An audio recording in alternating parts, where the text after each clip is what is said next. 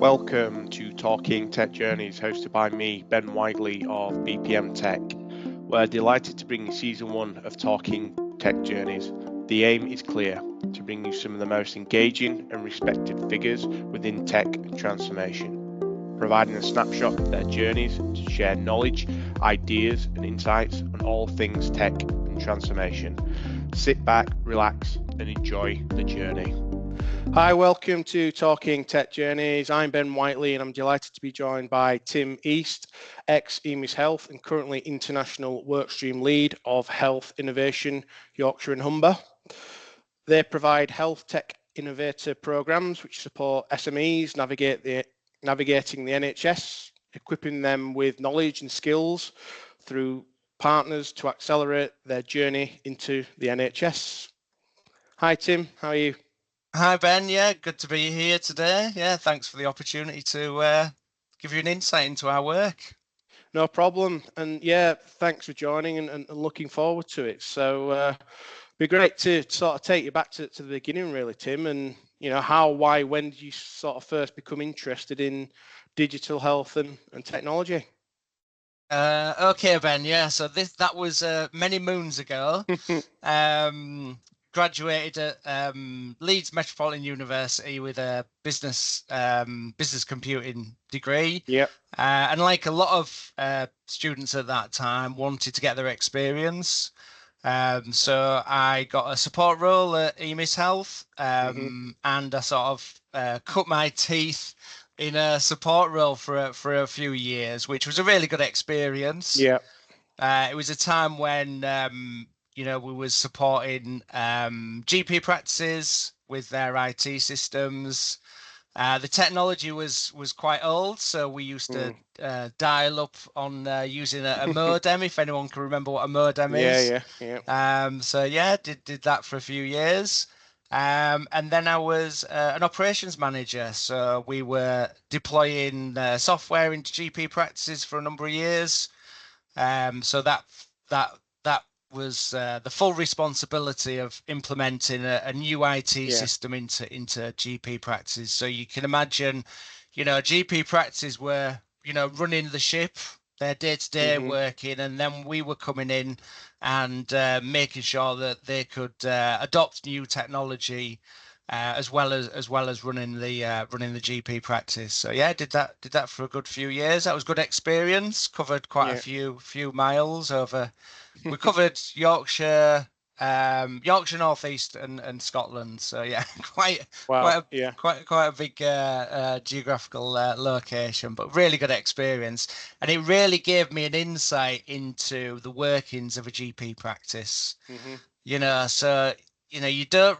To get that insight is really interesting. You've obviously got different roles. You've got a practice manager, you've got clinicians, you've got back office staff, and they're all there to support patients. It's people's lives that they're dealing with. So it was a really good experience.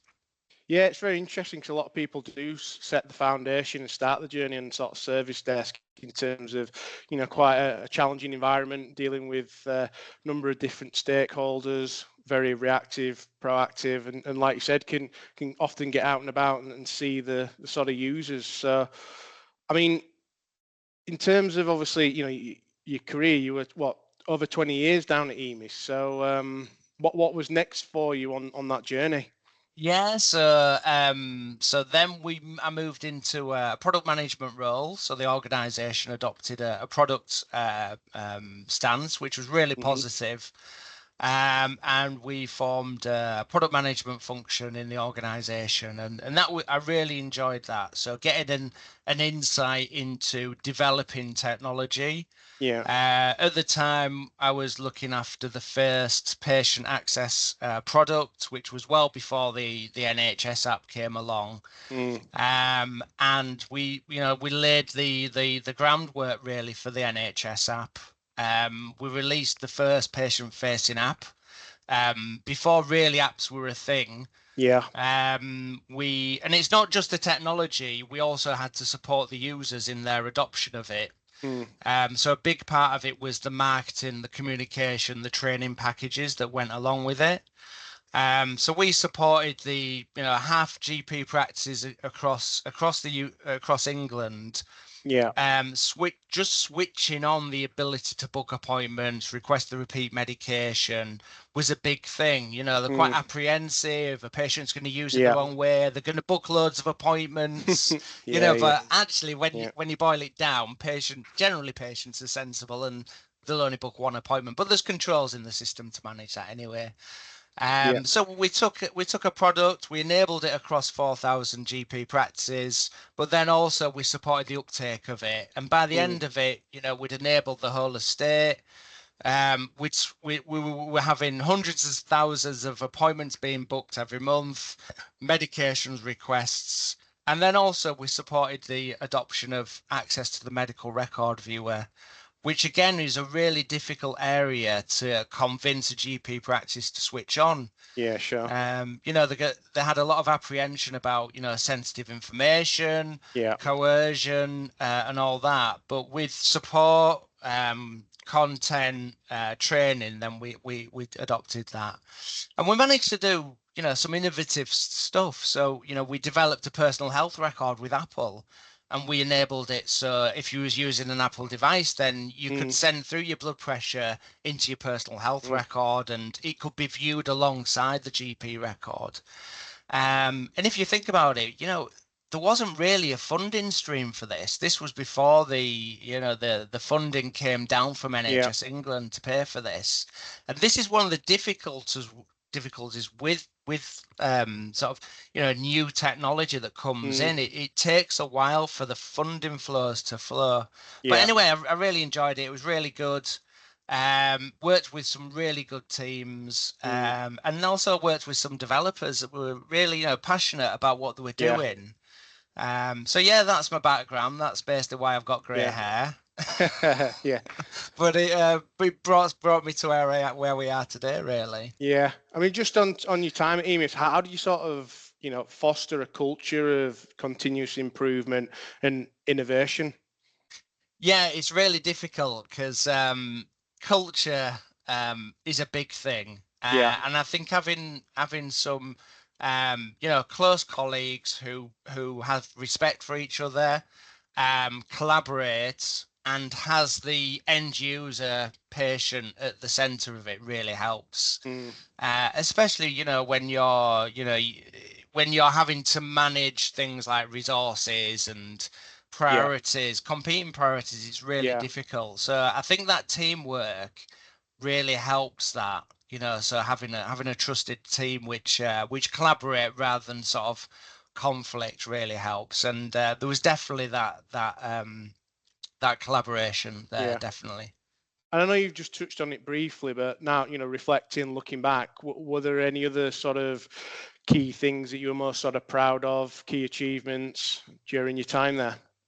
Yeah, I think so it's recognition really. So I mean, first of all, it was the recognition. Looking at the stats, we had millions of patients using the product and getting value from it. We'd get feedback from the practices saying this is a really good thing, keep doing it, and that was really powerful.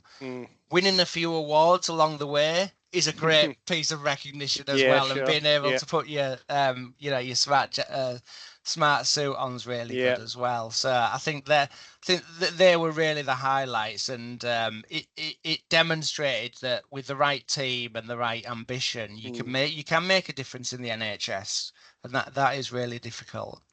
I think also, I looked after an online consult product when COVID started, and that was really powerful.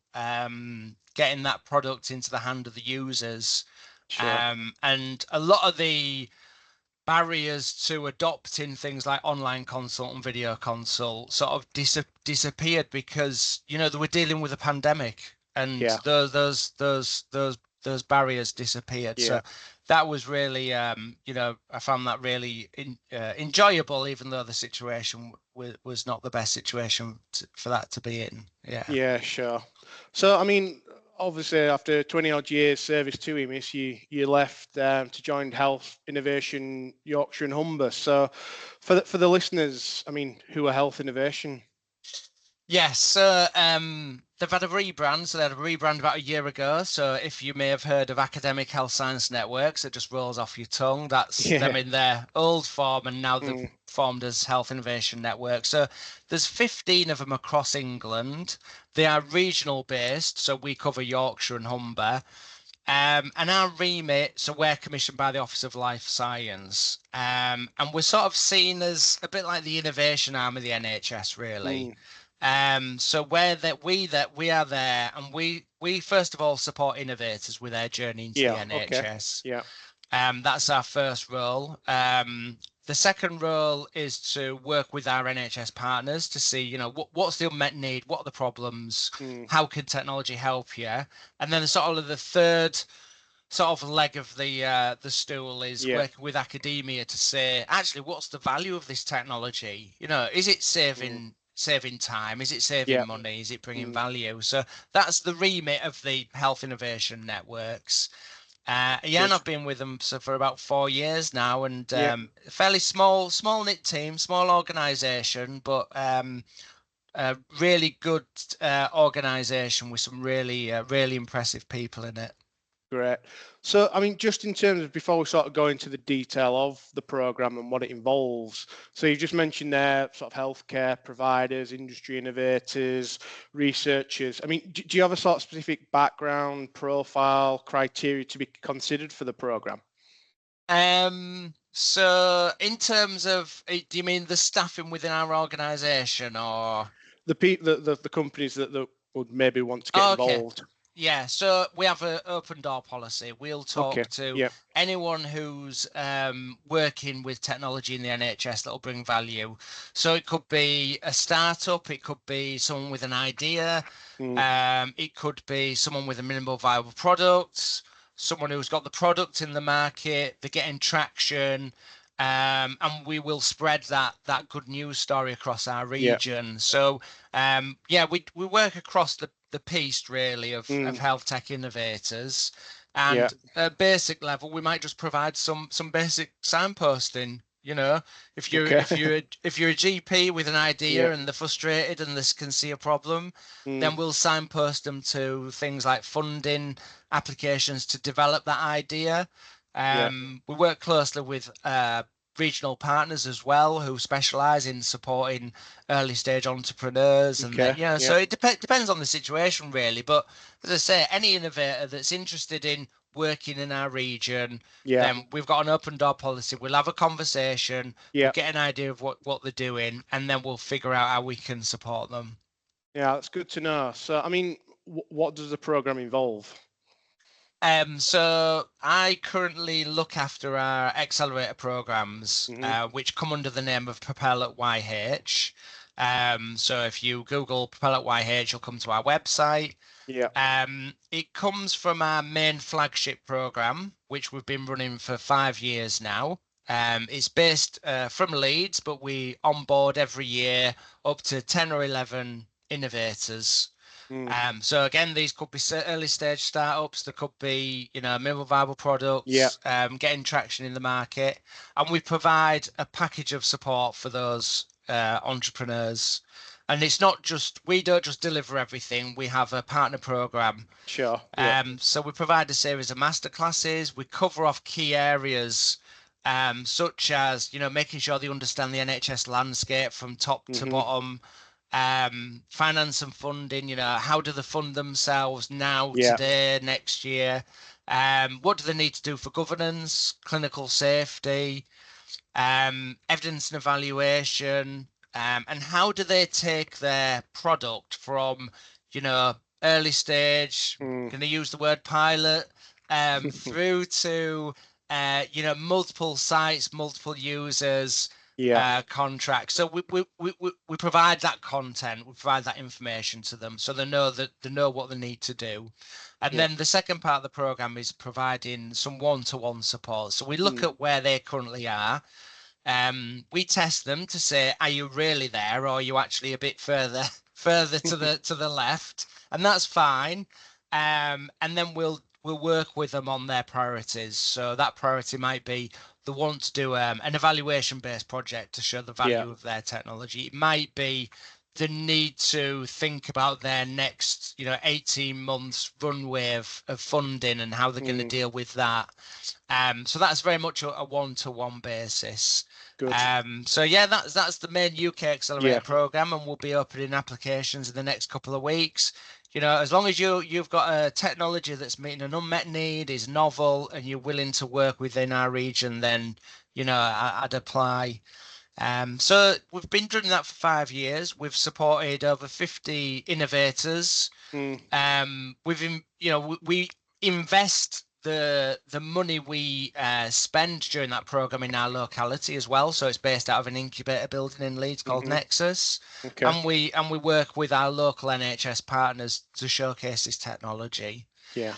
And then around about a couple of years ago, my director challenged me with, okay, well, what program would we put in place if we was gonna import some high quality technology from overseas?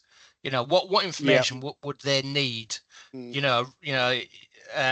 what are the connections and how would we go about it? Yeah.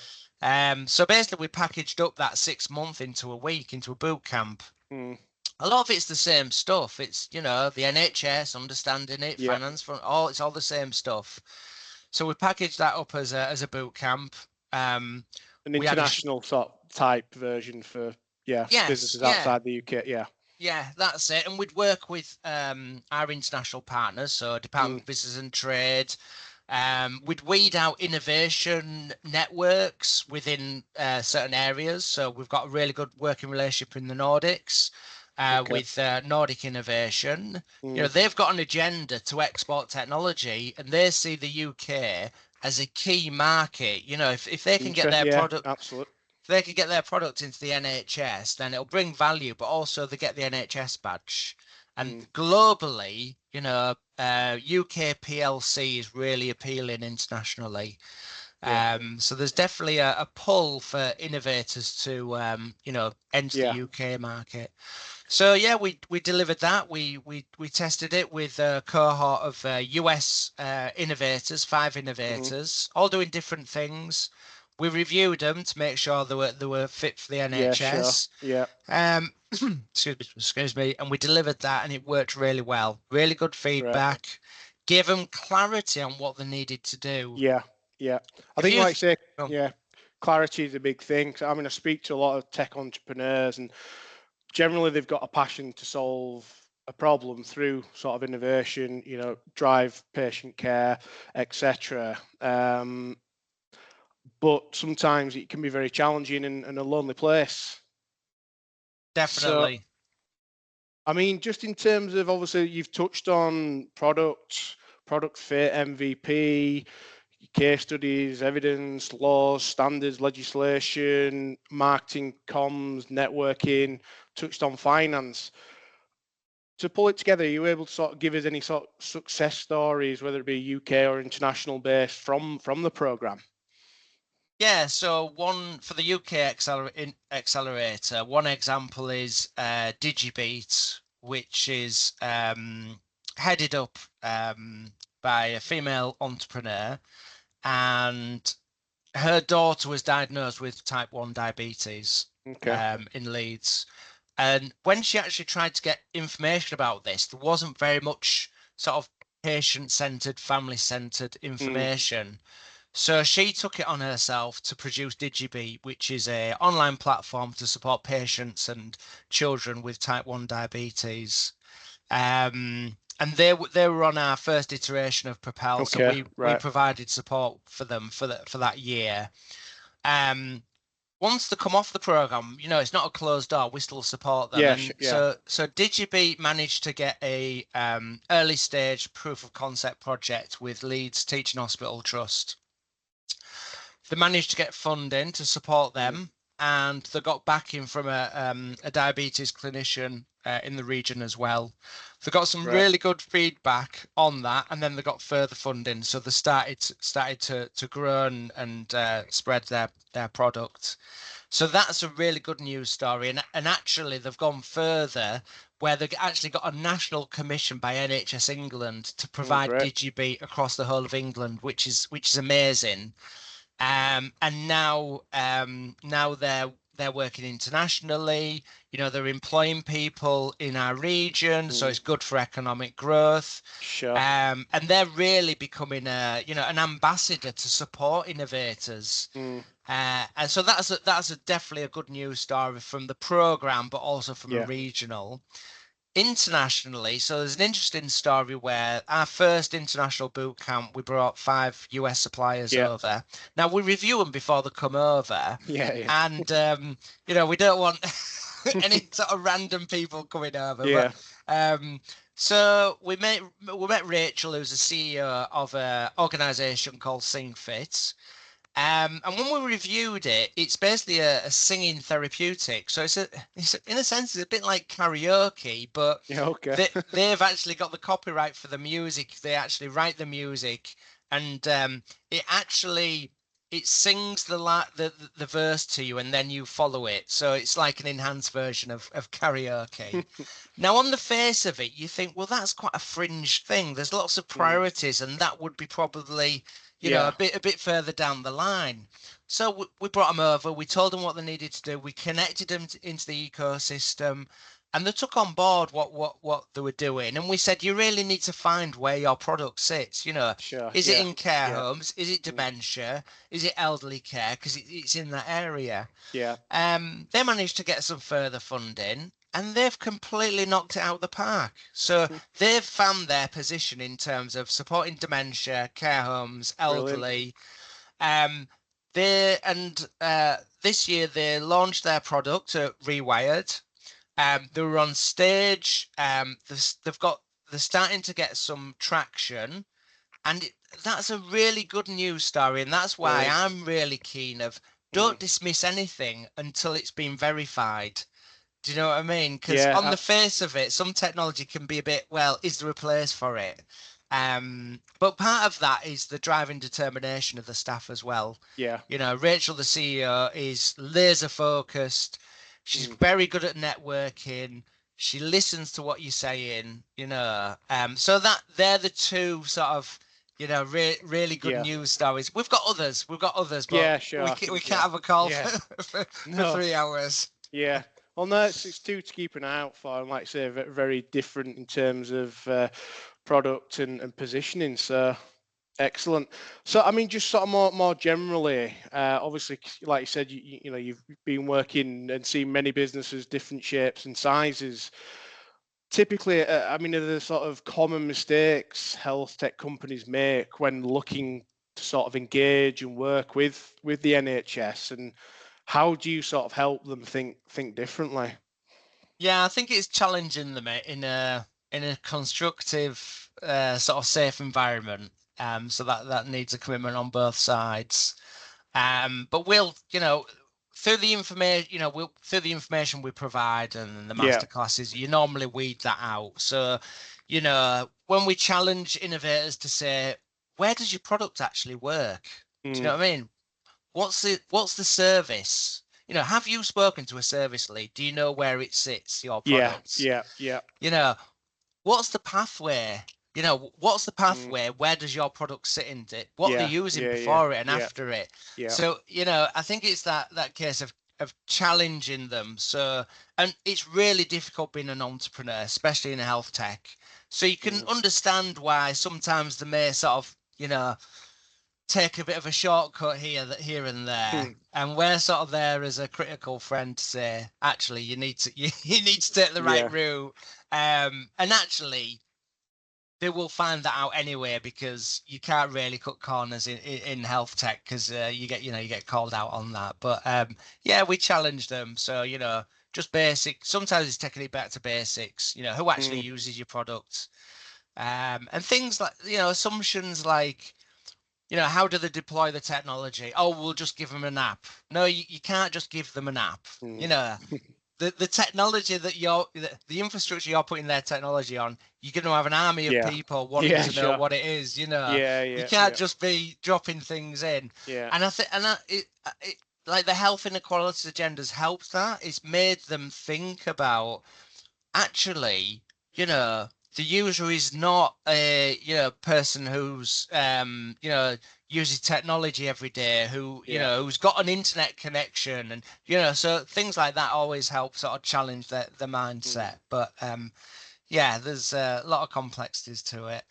No, and obviously on the sort of the flip side, in terms of sort of barriers across health and social care, preventing innovation, sort of using technology. I mean, how do you sort of tackle that?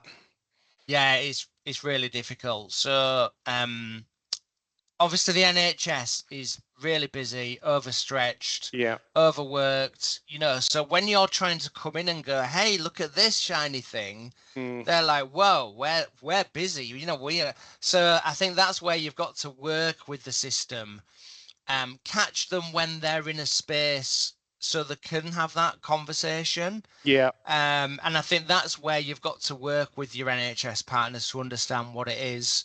And Mm. that's why, you know, the UK has a really good conference scene where they can sort of get out of the work environment and think about how technology can help them. Mm. And we've had some really good examples of where um, doors of innovation have been created in the NHS. So we work closely with Leeds Teaching Hospital Trust. Mm. They've got a fantastic innovation team, and they've actually got an innovation door that you can knock on and you can engage with Okay. them. Right. Yeah. And they can look at your technology and they can say, well, yeah, that's similar to that, or that's definitely Mm. a problem. And they can link you in with, you know, that clinical community, but Yeah. also it provides a culture of innovation within that trust as well.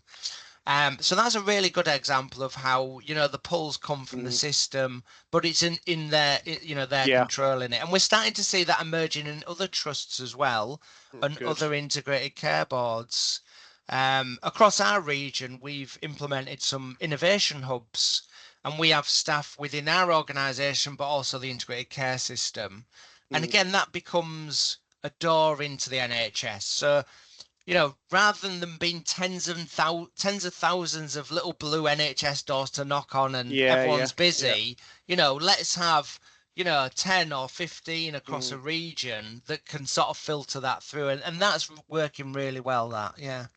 Good. Yeah, I know. I can see the benefit to it. So, in terms of sort of future opportunities, both short, medium term, in terms of sort of innovation and disruption across the NHS, what sort of opportunities do you think exist? Obviously, everyone's talking about AI, but you know, what are your thoughts generally? Yeah, I think there's there's the passion to adopt technology and innovation. I think that's becoming the engine of it, which will sort of nurture this Yeah. ambition to adopt technology. You've mentioned AI, Ben. I think, you know, we've seen the potential. We've had a glimpse of what AI can do Mm. with like Chat GPT. You know, give me a paragraph about, you know, whatever, and and you've got Yeah. it. You know, Yeah. just Sure. doing that is impressive. So, you know, how can AI be used in the NHS? So we're already starting to see AI being used in pockets of areas. So like scanning, analyzing scanned images and Yeah. finding ones where there's nothing suspicious. That's fine. You know, let's not deal with the complicated things. Mm. So I think there's definitely a place for it. I think at the moment it's finding its feet. It's trying to figure out where it sits in the NHS. I think there's that apprehension from the NHS, clinicians, service leads, what Yeah. have you. Like, what's actually under the hood? What is it doing? Sure. You know. But I think, you know, that needs to be worked out. But I think, you know, think about the potential. So the elective backlog demand. You know, if you had AI running over it at a national level, you know, so it could analyze peaks and troughs in service availability, that'd be amazing.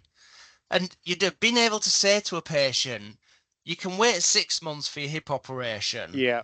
or we can send you an Uber a week on Wednesday and you can have your operation in Birmingham. And we'll Yeah. book your Airbnb and then we'll book your Uber back.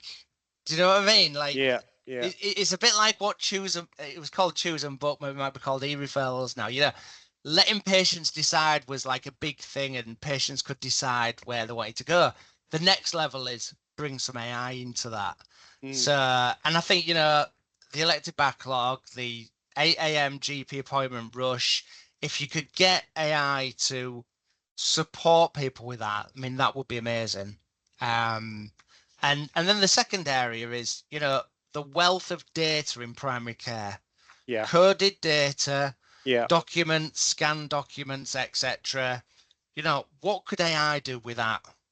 So could it move to a proactive world of care? So it's a Mr. East, you don't have much activity this week. Your local football team's having an open match. Do you want to join them? We'll Yeah. book you a slot, that type of thing. I think, we're not even like scratching the surface of AI, what AI can do in primary care. And I think innovators are in a good position to scratch that surface and start sort of bringing it to life. So yeah, AI, everyone talks about AI, but Yeah. actually it needs to find out its place. Well, and I think only time will tell, but I think there is a lot of advantages, and yeah, I think it's just that adoption piece over time. Definitely, yeah, and definitely the clinical NHS buying into it. Yeah. Being comfortable with actually what is it doing. It's not doing Mm. anything scary. It's doing what you're doing or an admin person is doing, Yeah. but doing it in milliseconds. I think we do also need to be aware of the green agenda, the energy that AI is going to use, and how that needs offsetting Good point. against Yeah. Good. Yeah. against the carbon footprint, as we've seen with is it Google or Microsoft that said that their energy of running an AI had gone up by about 40%. So Yeah. it need balancing out. But I think, some of the benefits of AI, like say, the sort of virtual clinics and things like that, in terms of the efficiencies, it's like say, it is balancing up that risk and reward, so to speak, whether it be time, cost, or, as you said, the actual environmental costs.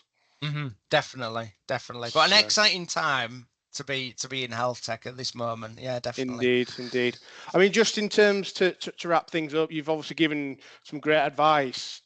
Are there any sort of key takeaways, any sort of really important things for people looking at starting? I know you've mentioned startups, scale ups, any sort of key thing that they need to summarize, to really sort of just be aware of, and any sort of key takeaways for Yeah, people? definitely. So something which comes up quite a lot is commercials, especially with entrepreneurs and innovators. So Mm, first of all, just having a flexible cost model that they can scale up and down. mm-hmm. And they need to test that as well to make sure that there's an appetite for it. Sure. So have a robust cost model. So if it's software as a service, that's fine. If it's user based, if it's transactional based, if it's annual, just have a model. But make sure you can report on it as well, because if it is user based, then they'll expect Yeah. that. The other thing is the cost of a product or service against other products. Okay. So sometimes we see entrepreneurs going in and they'll say, get to the conversation of, well, how much is the product? And they'll come Yeah. in up here. And they need to realize, if you're a commissioner or, Yeah. purchasing a product or service, Mm. you've already got a catalogue of products that you're paying Yeah. for. Sure. Do you know what I Absolutely. mean? So you need to Yeah. get the price point right. So you don't want to undervalue yourself, but you don't want to go in too high as well. The commercial organizations, they need to make money to grow, so you need that profit margin. Yeah. They need to be able to keep the lights on as well. If they're expanding there, they'll be paying for infrastructure, so you need to Sure. wrap that into it. And also scaling. So, what happens if you do get an integrated care system deal? Mm. Can you scale up and can you financially manage that? And that's linked in with the investment and the finance and funding Yeah. roadmap. Yeah. Yeah. So, you may be financially okay today, but what about, next month, 6 months, 12 Sure. months? Yeah. Now, if they go down the route of, yeah, you can rely on grants and Mm. funding applications, but that can be a difficult landscape to navigate. Yeah. If you're going for investment, then that's not an overnight thing. You Sure. need Yeah. Yeah. that can Yeah. take a while. So definitely the commercials and the finance and funding are key areas which innovators normally sort of just mention it, drop it in chat, and you're like, no, you need to have those conversations, and that's where we can support innovators. So we have partners who work in the investment world. We have an expert who works in grants and funding. So that definitely comes up. Good. I was just going to say, if you knew anybody, Tim, but you beat me to it. So, yeah. Good. Well, look, I mean, many thanks for your time and great talking today. Lots of sort of great insight and knowledge. So, yeah, many thanks for sharing. I mean, to the listeners, it'd be great to hear your views and opinions on the common mistakes digital health tech companies encounter and sort of the barriers to innovation across the NHS. Thanks for listening. That's great, Ben. Thanks for having us. Thanks, Tim. Cheers. Thanks for listening. We hope you enjoyed Talking Tech Journeys, and we'll catch you next time. Good company and colleagues in a career make the journey more rewarding. If you did enjoy, please take a moment to subscribe, rate, and review us on your favourite podcast platform. It really helps us reach more listeners like you. Don't forget to follow and join the Talking Tech Journeys podcast group on LinkedIn, where you can join in debate and message us directly if you'd like to be considered as a guest, have any questions, comments, or topic suggestions. You can also email ben.whiteley@bpmtech.co.uk. Until next